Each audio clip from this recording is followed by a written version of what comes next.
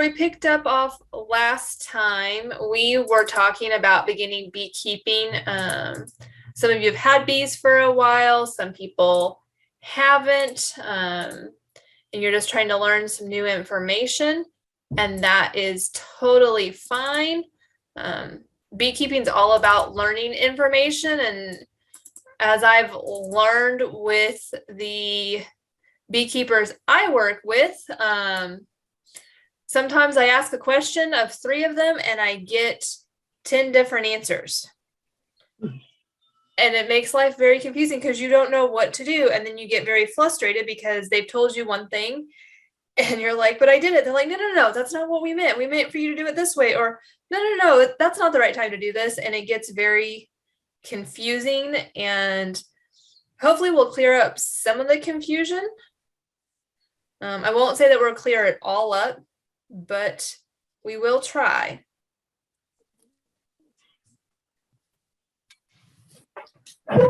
All right. I think we've got everybody in but one. So we're going to let that person get connected, and let me do one final check here. All right. We are good to go. So you feel free, go ahead and mute yourselves now just so we don't have any extra background noise for the recording, and I will go ahead and share my PowerPoint. And it's not near as long as last time. Last time you would have seen it be quite lengthy. It is not as long this time. That way we have plenty of time to talk about questions and see what kinds of questions you have and what I answered. And I would tell you, I know why there's a green box around my screen, and I can't tell you why there's a green box around my screen. It happened earlier and I can't fix that. But that's okay. It just makes it look more colorful and more festive. So let me do one other thing here. All right. Now we're rocking. Okay, so pitfalls in beekeeping. And the first thing that we're going to talk about is the food. This is really a make or break deal for your bees. If there's not enough food, then they're not going to make it, honestly. So the question is, where are the flowers? In one collection trip, a honeybee will visit 50 to 100 flowers. So if you don't have a lot of flowers close by, whether that's by the hive or that they're just close in proximity to each other, that bee is going to have to expend a lot of extra energy to find 50 to 100 flowers in that visit. And so if we can kind of keep flowers close by, and maybe it's something that we're not planting, like coneflowers has a single flower on it, but things like liatris have many flowers because of the type of flower that it is on that stalk. So if we can plant things that have multiple flowers in that stalk, then we can help them not expend as much energy and save them, because they're 50 to 100 flowers in a trip. They'll travel up to 3 miles to search for nectar and pollen. That's a lot of extra flying. So if we can reduce the amount of time and the amount of energy they have to expend finding what they need, they have a better chance of making more honey and collecting the resources that they need for their colony to survive. And just to put it in perspective, the honeybee has to tap 2 million flowers to make a pound of honey. So a lot of flowers to have to try to find to get that honey, and even more difficult to find in July in a summer drought. So if we can find flowers that do well for us, and that we're planting flowers that kind of start in maybe April, because the honeybee colony is going to start being active. Once those days get above 55, they're going to be coming out more. So if we can find those flowers that are kind of catching our early spring, and then we're doing summer, and then we're doing our late fall into November, then they have a better chance of survival because then there's more flowers there. And it's important to know that when we're talking about flowers, those honeybees, that colony doesn't reach its peak number or peak population until after the major nectar flow. So they're building their numbers this spring. They're always building their numbers, and their numbers kind of cap out in July. Well, in July, at least for Indiana, that's when we've hit kind of our what we call a dearth, or when there's not as much floral resources out there. So how do we help the bees do that? And some of that is by leaving things that many people consider weeds, something like the dandelion. So the dandelion is not a native plant of the Americas. It has a very short bloom period, but it's found in abundance along roadsides, in your lawn. It's a great source for pollen and nectar. So we want to think about, maybe there are some plants that, while we don't view them as important or maybe find them problematic, that they can be very beneficial to other wildlife. And that's what we want to think about. Most of the honey that's consumed by the early brood is from the dandelions. So those dandelions are really important for those really early brood of the hive. We're also going to think about flower shape and color. So for example, red poppies, the bees don't see the color red. Honeybees don't see the color red. It's either a shade of gray or an absence of color. But what the poppy has kind of evolved, I guess, and has made this iridescent markings on the petals. So even though the bees can't see the color red to know it's a red poppy, there's an iridescent or like a UV kind of change of like a purple, looks almost like a landing strip. So the bees know to go there and they can pollinate it. So some of these, we don't want to, plant all red because the bees can't see it, but we can plant red poppies because they will find it, because the poppy has this landing strip that we can't see with our naked eye. So we want to think about the colors that we're planting and what the shape is. So some flowers are meant more for like a hummingbird. If they're more tubular, they're really meant for a hummingbird to stick its beak in, versus those that are more flat that are easier for bees to navigate with. Those are all considerations that we want to think about. Another plant that is good, that it probably won't plant it as like a landscape plant, but if you live near a wooded area, sumacs are really good for honeybees. There are 14 species of sumac found in the United States, and they're more like a shrub. They grow very prolifically and will spread from the roots and stuff, but they're important for our honeybees.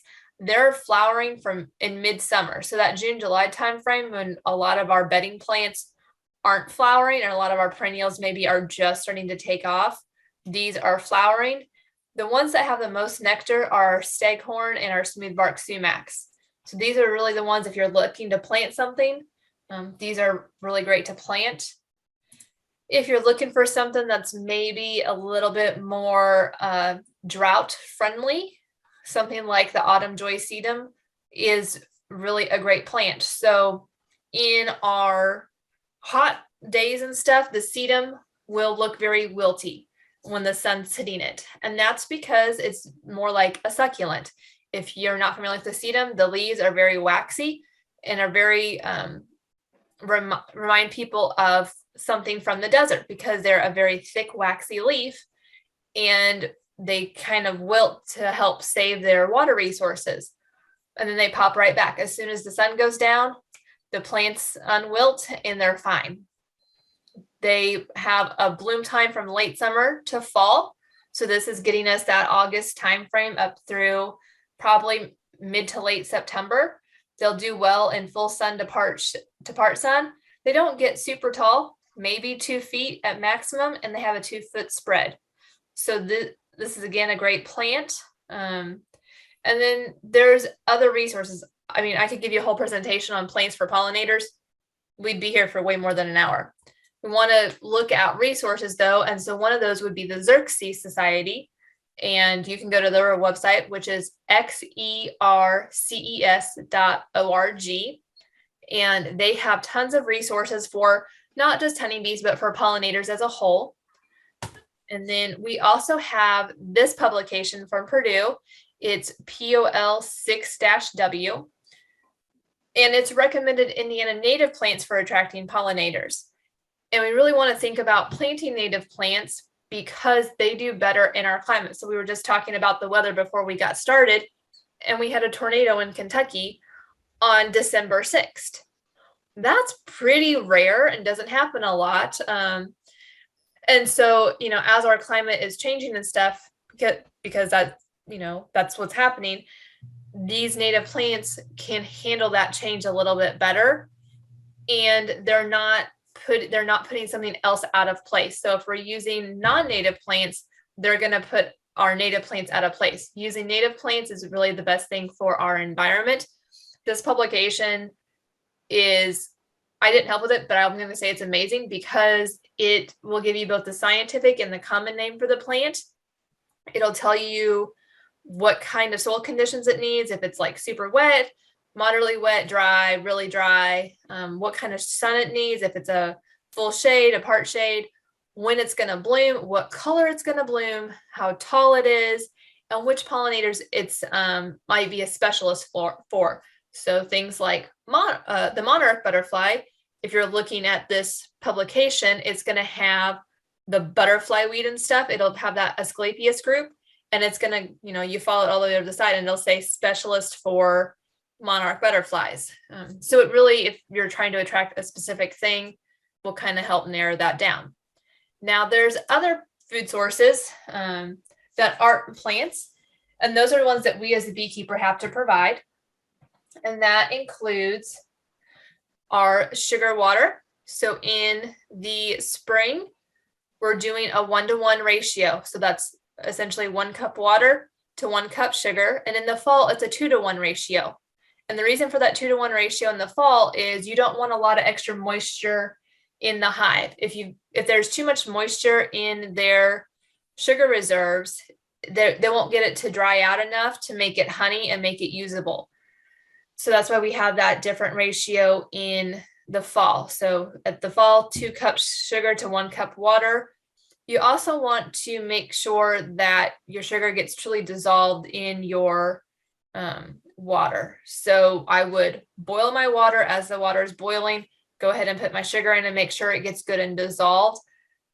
Because what's going to happen is, let's say it's the fall, you put it out there, and we're not going to put it out there when it's below freezing, because it does have water in it, and we don't want our jars to bust or anything like that.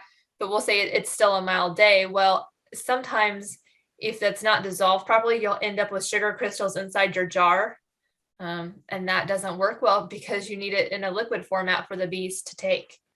We'll also think about pollen patties. So this might look like a sugar board that you make in the winter that you put like a glob of pollen in. I'm going to call it a glob because there's not a good other description for it.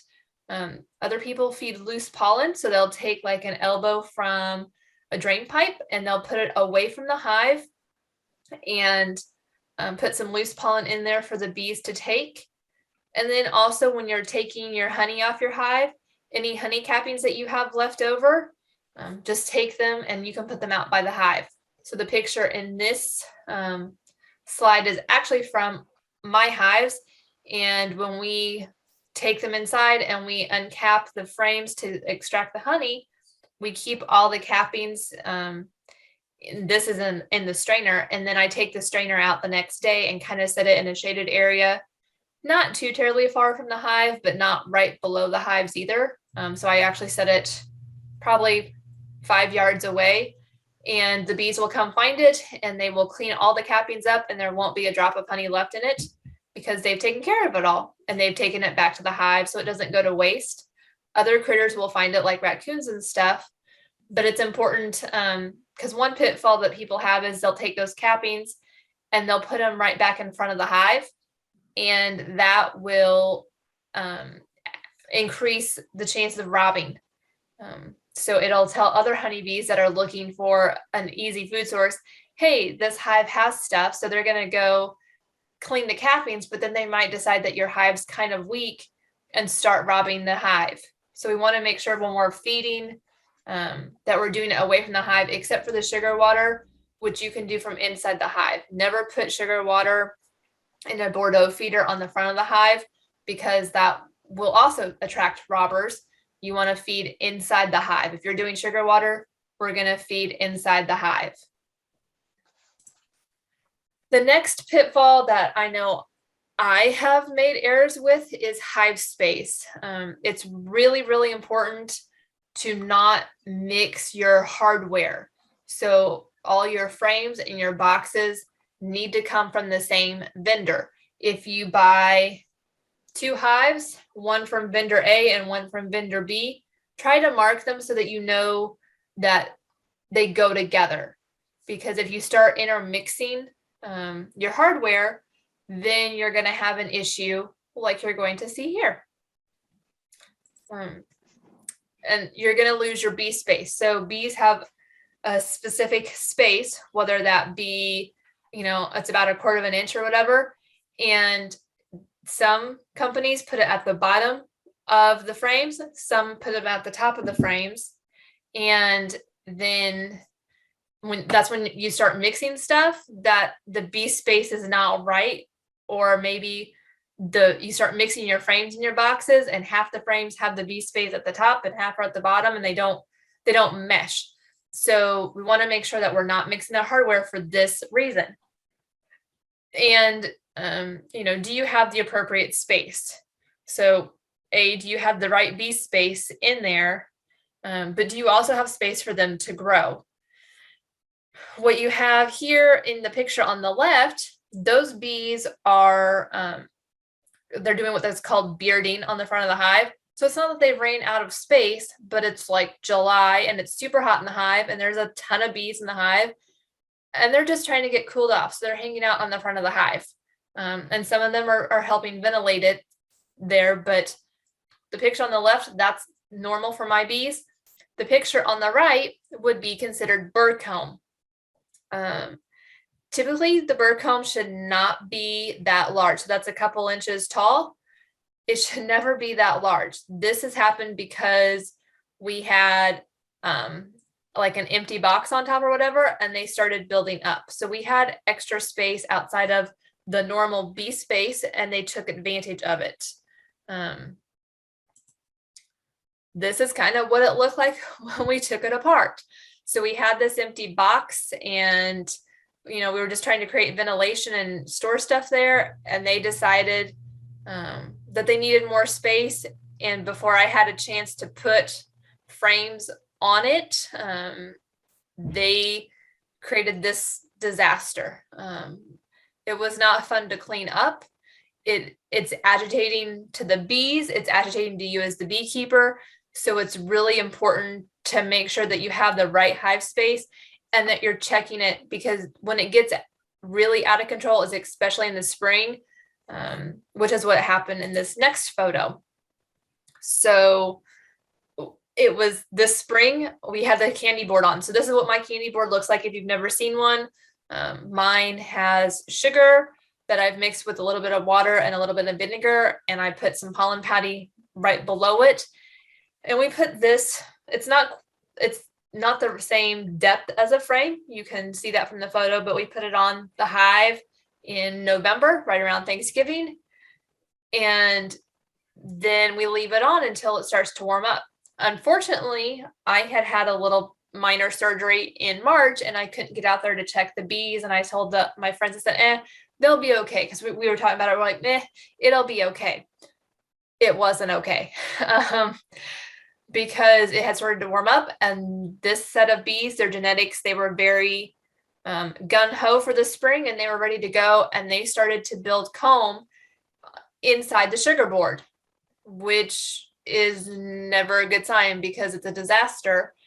And I don't know why they didn't read the manual on how to build a hive, but that's definitely not in the manual, and they did it anyway. And I had to take the hive completely apart to get it cleaned up because they had made such a mess. They had built comb both on the top, inside the sugar, and below the sugar board on it. And it was an absolute disaster. And they were trying to prep it so the queen could lay eggs and stuff. It was just a nightmare. And so this is really important to know that when you go out in the spring, if you have hives that are very active, maybe you put 2 boxes on it in preparation for the spring if you don't think you're going to get out there in time to give them more space. Because once they fill up all those frames with honey, then they're going to become honey bound if they have nowhere else to go. They're not just going to stay there. They've got to do something. And if they're honey bound, then they're going to leave. So we want to make sure that we give them plenty of space, but we don't want to give them so much space that they can't manage it either. So if you go out there and you put 3 boxes on it, you have high expectations for the bees, but is that 3rd box really necessary? Because is it possible that something's going to get in there like wasp or a mouse or something else and cause destruction in the hive because the bees can't, keep it secured up there?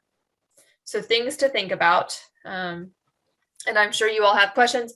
Please drop them in the chat box and we'll talk about them once I walk through this. The next pitfall that usually happens is in the winter. So I will show you this. So we're uncapping honey here, and we want to make sure that we're leaving honey in the hive because the hive needs at least 50 pounds of honey to make it through the winter. And this is there's a lot wrong with this video. He was a little heavy-handed, but we're taking all this honey out. So this frame probably had, 8 pounds in it, give or take.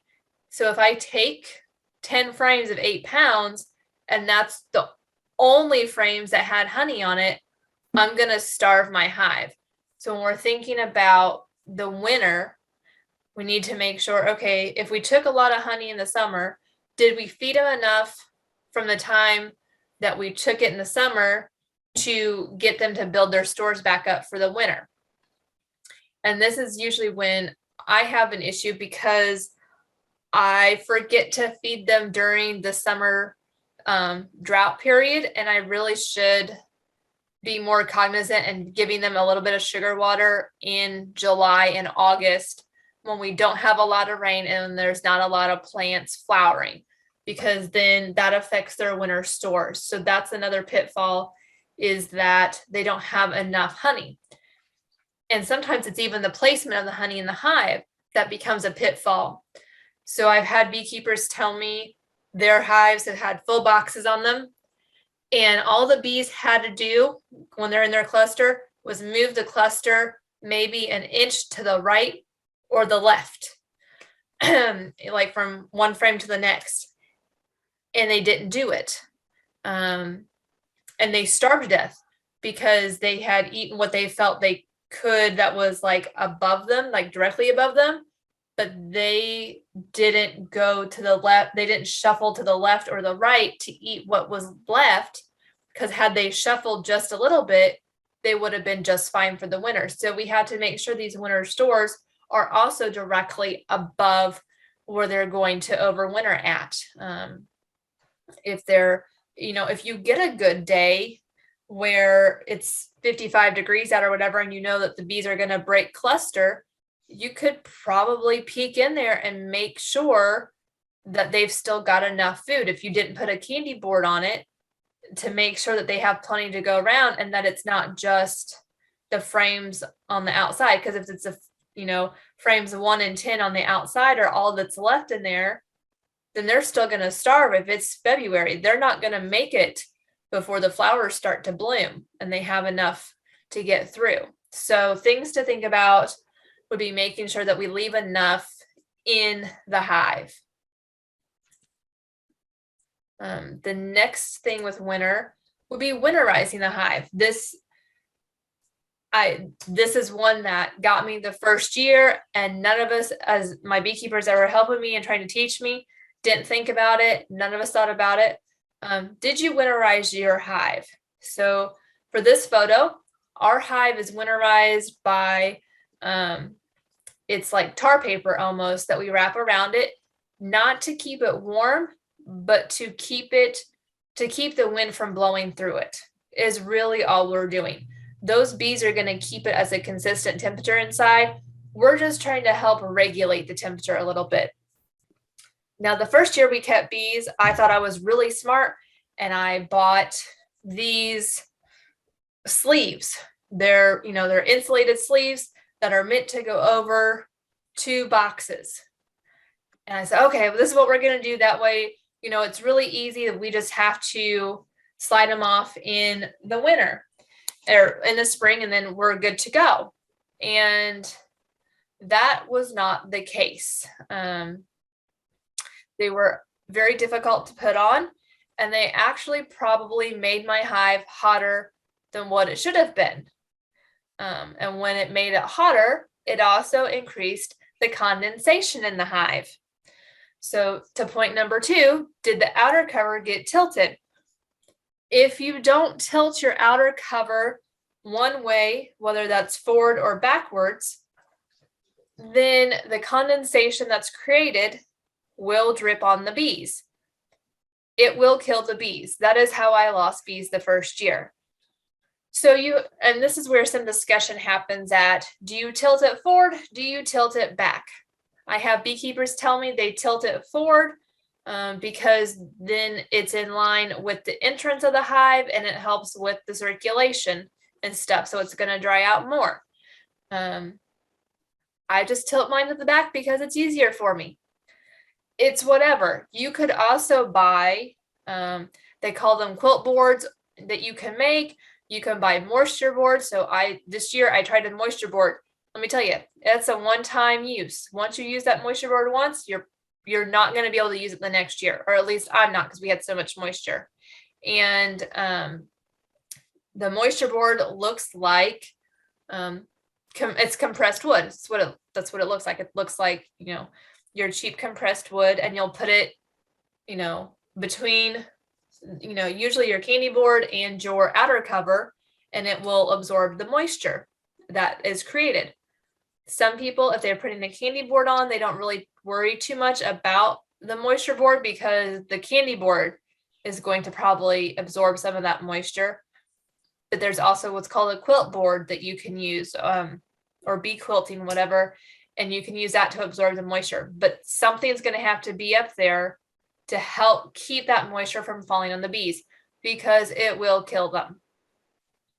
And the other thing that I think maybe some people have never thought about, yes, the bees are overwintering and they're not leaving the hive a lot during the winter, but they still need to be able to get out. So anytime that it's above 55 degrees, those bees are going to leave the hive to do what's called a cleansing flight. If you have covered it with your winter cover, whatever that is, and not left a space for them to get out, they will die. So those are some things that need to be taken care of when we're winterizing the hive. And the other pitfall is the equipment storage. This has gotten me a couple of times, and it's important to know that this is a pitfall because equipment's expensive. You don't want to have to keep replacing it if you don't have to, because it's just a lot. So I have tried my best. I have a shed that I keep my stuff in because it's right next to my hives. And I didn't think much about it. I put everything in plastic totes. Like I have the cheap plastic totes, and then I have the higher end plastic totes. That picture on the left there is one of the higher end plastic totes from Home Depot. The lid snaps on, it's on wheels and everything. Went out this summer, was like, what are those yellow shards on the shed floor? Could not for the life of me figure out what it was. got to looking and realized that my resident field mouse that likes the accommodations I provided decided to chew a hole in the lid. She expanded the hole to make it easier for her to come in and out. When I took the tote out and lifted the lid, her and her 3 babies were residing in the tote. For me, I have a real issue with that because when I see mice involved or other rodents, I think plague.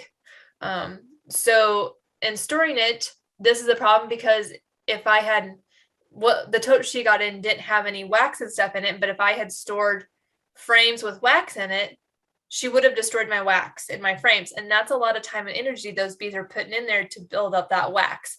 So we've got to think about good ways to store that stuff. The picture on the right, someone had given me some frames to store and said, oh, just throw them in a tote. They'll be fine. I had them in a tote in my office. And then they were in my car and it got warm in my car. And then I pulled the frames out to hand them off to somebody else and see these little worms. So you should be able to see, let me see if I can, let me find my mouse here and I'll show you. These little worms here are not bee larvae. They are actually the larvae for small hive beetle. There's actually multiple larvae in all those holes. And so had they not gotten hot, I would have potentially given a problem to the next beekeeper when I handed off these frames. So it was a good idea that they got warm because then they emerged. The other side of that is instead of getting them so hot so they emerge and then I feel like I have to try to clean them out better, I could have put them in the freezer and tried to freeze them and kill them that way. So this is some of the issues. The other thing that when storing to think about is the wax moth. I have a picture somewhere, couldn't find it. I keep my stuff in a shed. I had a couple of frames with wax in them in the shed. Didn't think much about it because they weren't the best frames, but they were still frames. Got in there one day and there was webbing all over it.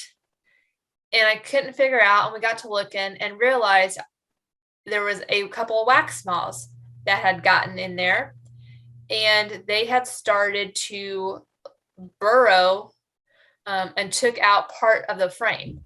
So they ruined some wax that I had to clean it out completely because their webbing was all over it. But then in the wooden part of my frames, they had burrowed and chewed on it and stuff. Luckily, they're still usable, but they could have really destroyed that too. So to store them for the winter, you either have to keep your frames in a freezer, ones that aren't on the hive, or you have to put them in the boxes and put the boxes somewhere where light can penetrate and keep the wax moth from getting in there because the wax moth is drawn where it's dark at. So we have to penetrate light somehow, or we put them in a tote and we use moth crystals. You cannot use the moth balls. It has to be the moth crystal formulation to keep them at bay. Like you would put them in a tote, put newspaper on top of them, and then sprinkle some of the crystals on top to keep the wax moth away. Then before you put them in the hive, you'll have to set them out for a couple of days and let them air out because the bees will not appreciate the smell from the moth crystals. So those are a couple of pitfalls, really the biggest pitfalls that I've done as a beekeeper and learning this since 2016, and that I've had other people tell me to do. I know there's some questions in the chat that we're going to get to. I just want to show you a few resources here. So the first one is First Lessons in Beekeeping by Keith Delaplane.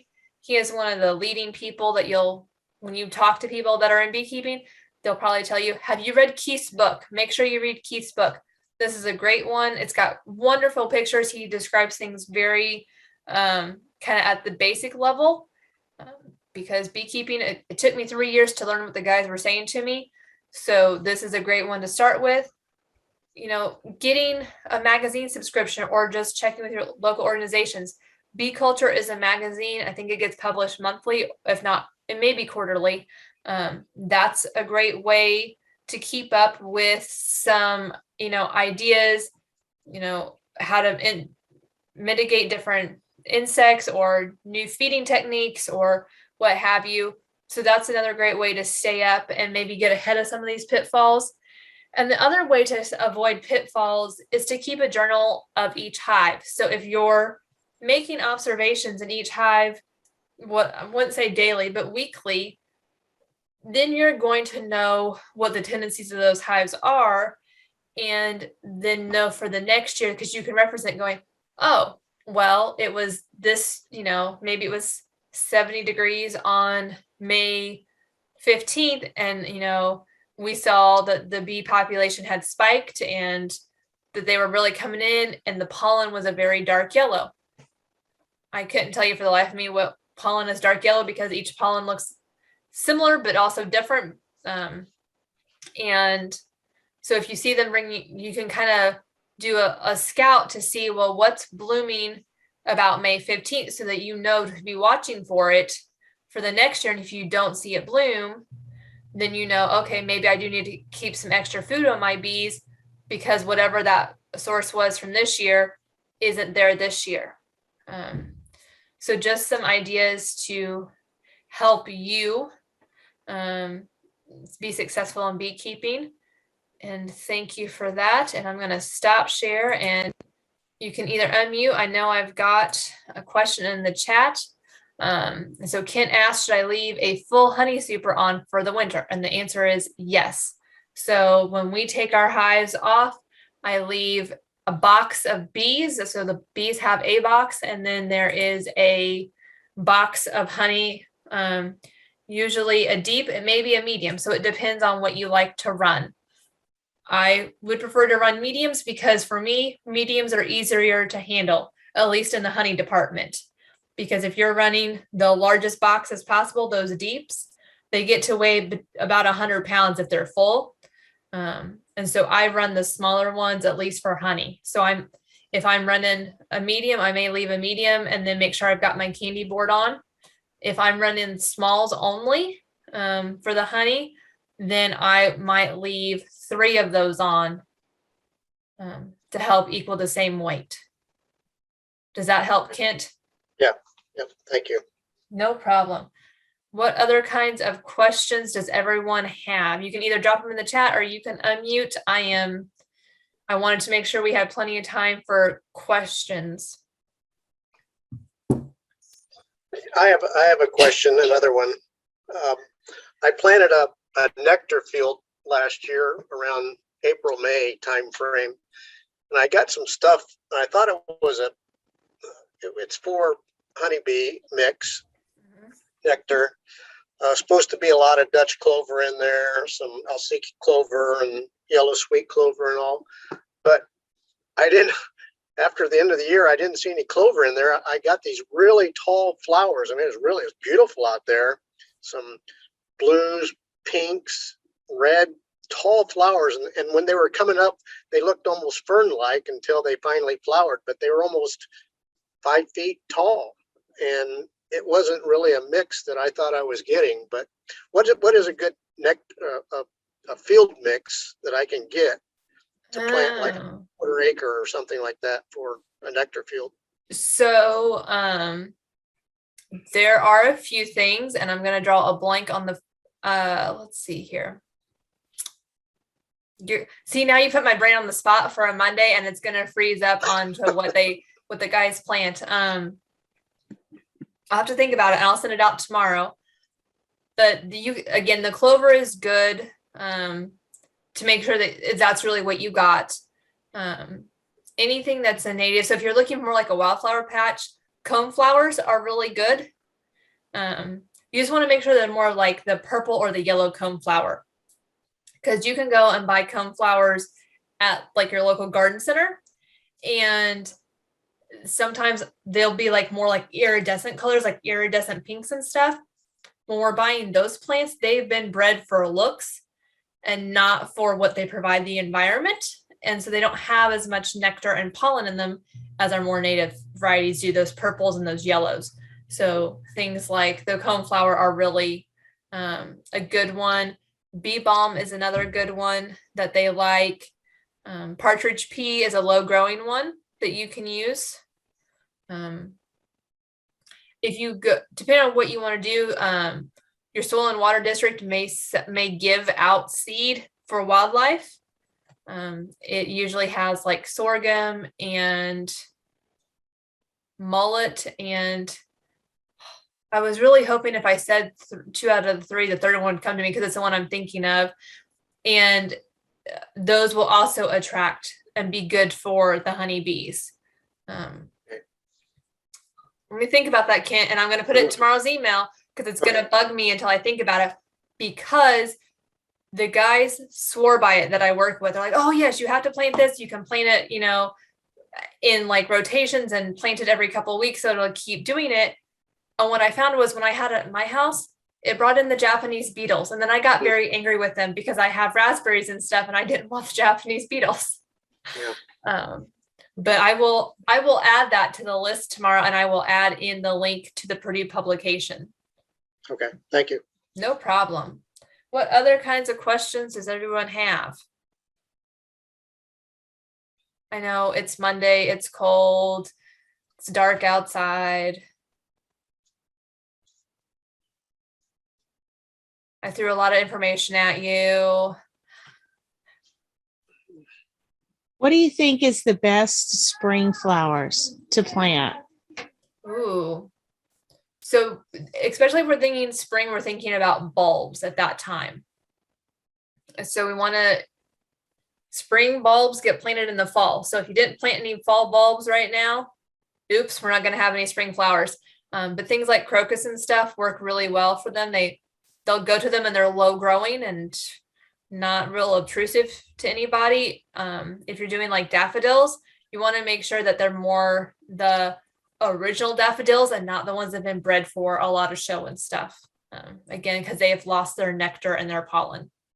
The same with tulips. So you want to get more of those original cultivars versus those that have been bred a lot. I will tell you, if you have wild brambles, the bees do really enjoy it. So where my hives are at, I'm in New Albany. I'm literally 5 seconds off of the interstate, and there's about 40 acres there. Most of it is just it's developed, or it's just a plain old field that gets mowed every couple of weeks. But we have a few areas that have brambles in them. The bees absolutely go crazy for the brambles when they flower. So if you have an area that has a lot of brambles, your bees will do really well because they do thrive off those brambles.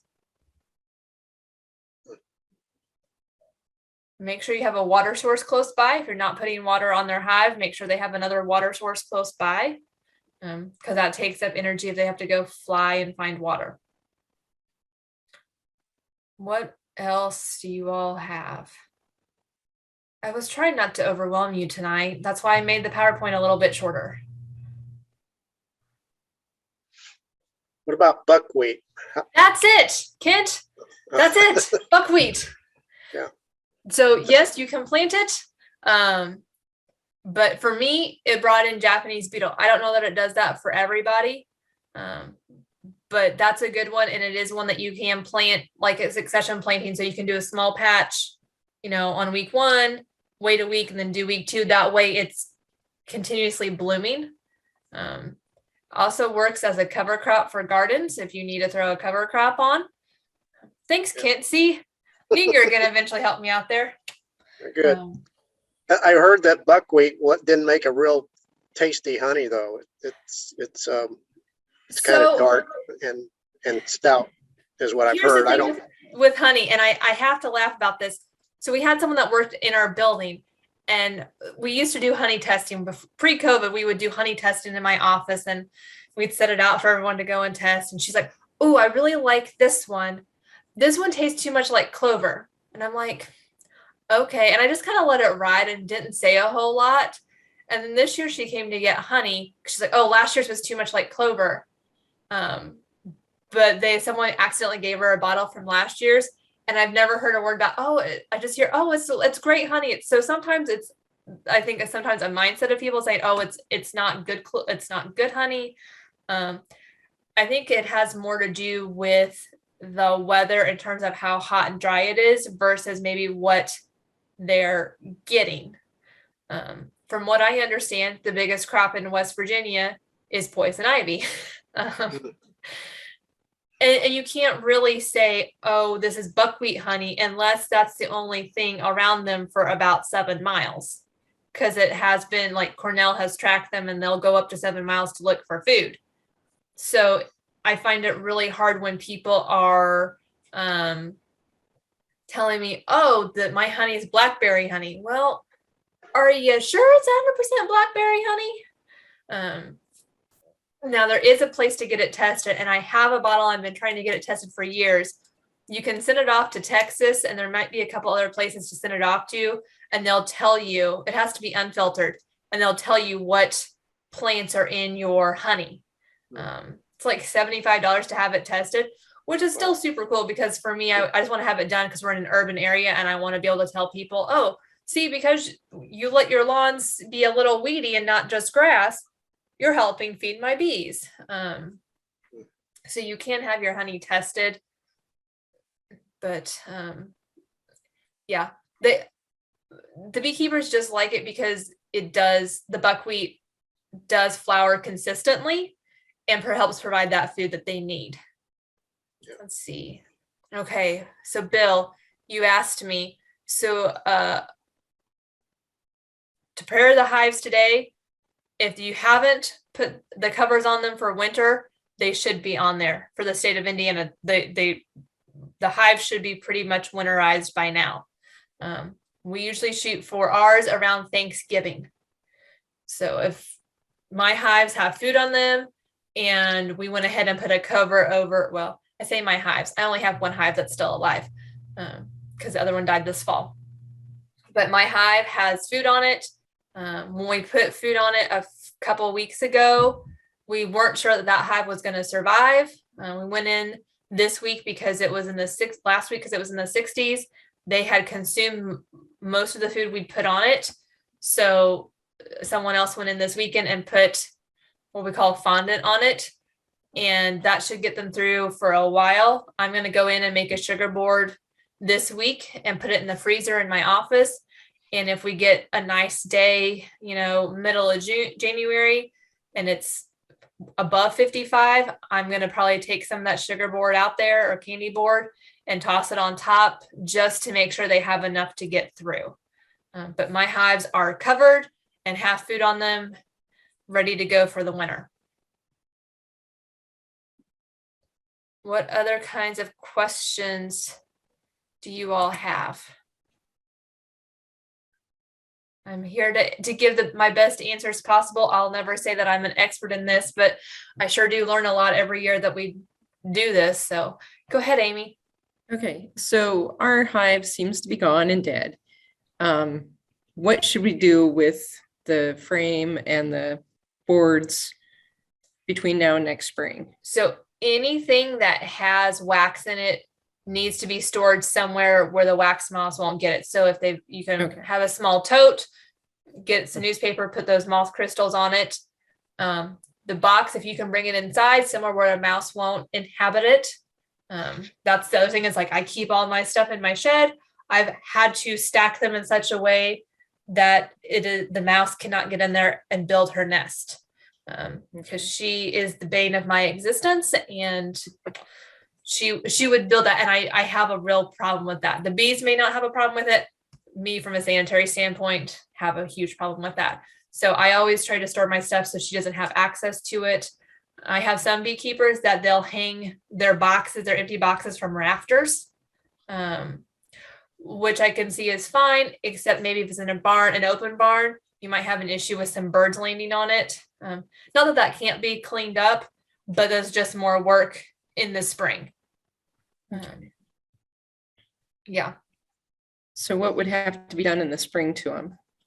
So let's say if you had birds that landed inside of them and used it as a restroom, just disinfecting it and getting it all cleaned up and ready to go. In the spring, if your frames were kept in a tote with those moth crystals, about 3 or 4 days beforehand, open the tote up, take the crystals out, and let those air out. Because the bees do not appreciate the smell of the moth crystal. They do not reminisce about, opening up grandma's closet and smelling the mothballs and stuff. This is not something that they find very attractive, but is necessary as a beekeeper. But it does have to be the crystals. So keep that in mind. Okay. What other kinds Thank of you. questions do you all have? One thing you might watch for, we live in deer country, and the early spring flowers you plant for your bees, the deer are hungry too, and they will just go right down the row and nip them all off. Yes. So you So have to plant don't enough get for everyone to discouraged. share. Yeah, yeah. So Yeah. if you plant them in a nice, neat row, they can just walk right down and nip them all off. Yeah. That's why you need a sign that says deer salad bar this way for them. Yeah. Good point. You can also, if you have a deer issue, you can try to spray some of the, petrified eggs or whatever to try to deter them, or use CDs, or we have flash tape or bird tape to try to keep them out. But I'll tell you, that's hit and miss. So plant enough for everyone to share. What other kinds of questions? We have about 7 minutes left. Does anyone have any other questions that you're just dying to get answered today? Well, while you think about it, I will tell you, part 3 is January 11th. I know that is a Tuesday, and I'm messing with everyone's schedule because it's a Tuesday, but that's what day worked best for me. So January 11th is part 3 of this series. It's going to be at 7 p.m. again. I will not be presenting. I actually have a few beekeepers lined up that are more experienced than I am, and some that I learned from, and they're going to do a panel discussion. So what I would encourage, if you haven't already signed up for part 3 and you're interested in meeting these beekeepers and picking their brain, when I send out the recording from tomorrow, that link for part 3 will be there, and then start prepping your questions for them. They all serve at the Indiana Beekeeping Association, so they are a wealth of knowledge and have lots of resources. So write down questions between now and January 11th and be prepared to either put them in the chat box or ask them so that this panel can answer your questions. All right, in the last few minutes, any other final thoughts, questions, comments, concerns? I have one, Go for it. just an observation I had this past year. Honey production was down almost, I probably got a third of what I normally get. Was that, and I heard because we had so much rain, do you think that could have been a factor of the production of the honey because of the fact that the rain beat down the flowers and the nectar, and by the time the flowers were coming back, it would rain again? So the weather plays this huge role in it. So we get so much rain in the spring that it's nice and warm and the bees could technically fly, but they can't fly in the rain. So then they're not getting out for that, or the flowers are getting beat down from the rain and they can't get access to the pollen and the nectar. And then we go into dry spells, and then the plants stop producing a lot of pollen and nectar because that takes a lot of extra energy. So the weather plays a huge role in the production.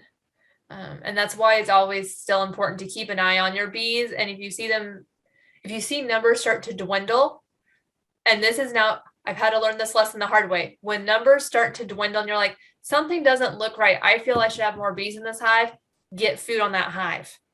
Get sugar water on that hive and feed them, because they need more food. There's not enough there. That's happened to me more than once. I'm still learning that lesson. I mean, when I say it's happened to me more than once, I feel like it's happened almost every year, and I'm still trying to learn that lesson. feed them, feed them, feed them. You have a nuke, feed the nuke when you first get it, even if honey, flower production's great.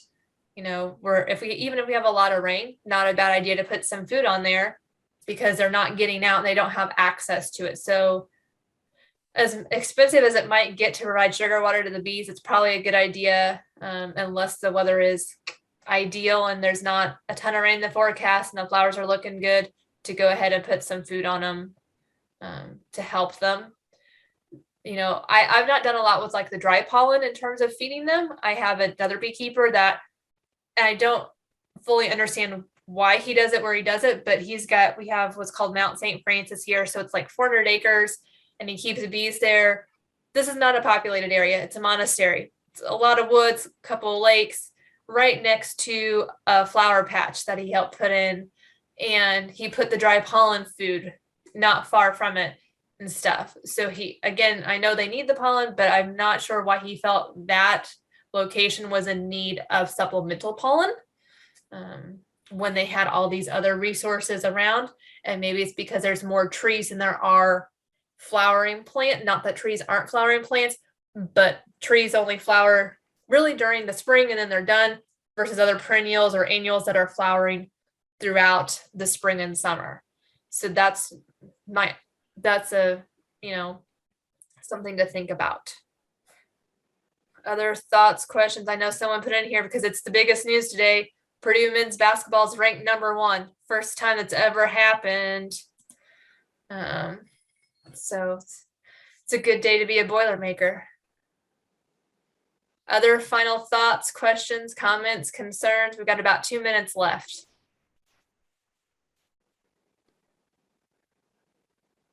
You've done a wonderful job. It's been terrific. I appreciate it. The very first time I entertained my husband with my notes, I think entertain might have been a broad, maybe not the right word, but we were very interested in what you had to say. So thank you. No problem. I can pretty much give this talk in my sleep. I actually had a procedure where I had to be awake for it. And it was a bit of a nerve-wracking procedure. And they're like, well, what do you do for a living? And I was like, well, I teach, I keep bees and stuff. And so I pretty much during the majority of the procedure, gave a whole lesson on beekeeping to these random medical people that were doing stuff to me. So I'm happy to do it. I enjoy this topic. So Bill asked a common method of making a sugar board. So sugar board, candy board, it is taking some white sugar and mixing it with a little bit of water to get more like a wet sand consistency. I add just a little bit of vinegar to it to help keep it from molding and stuff. And then I put it in my candy board, so my frame, which has hardware cloth underneath of it, and put it in there. I put a pollen patty first, and then I put all my sugar on top. And that's what I do. Make sure when you make it, I would put either some parchment paper or some plastic wrap or something down on whatever surface you're making this on. I got a little heavy-handed with my liquid last year and put my candy board. I had parchment paper down. I had a sheet down, had my frame, put all my stuff inside my frame. I was a little heavy-handed with my liquid, and I had sugar liquid running down this metal table. And I was like, oh, it's okay. Once it hardens, it'll be fine. Nope, it was not fine. It took my friend and I, we had to put the locks on the table because it was a rolling table. And we both had to forcibly pull on the candy board to get it to dislodge from the metal table. So do not go heavy-handed on the liquid. Do a little bit, play with it, mix it together, see if you can get that kind of wet sand consistency. Yeah, don't add all your liquid at once. I will tell you that now. That would be another pitfall. It would have been a wonderful video had someone been recording us trying to get this candy board off the metal table. So yes, just, a little bit of that stuff, a little bit of liquid with your sugar and get it all in there. Other questions, comments, concerns? weather predictions, if we're gonna get snow tonight or not. Well, I have 8:01. I'm happy to stay on for a little while. I will go ahead and stop the recording. I will get the recording out to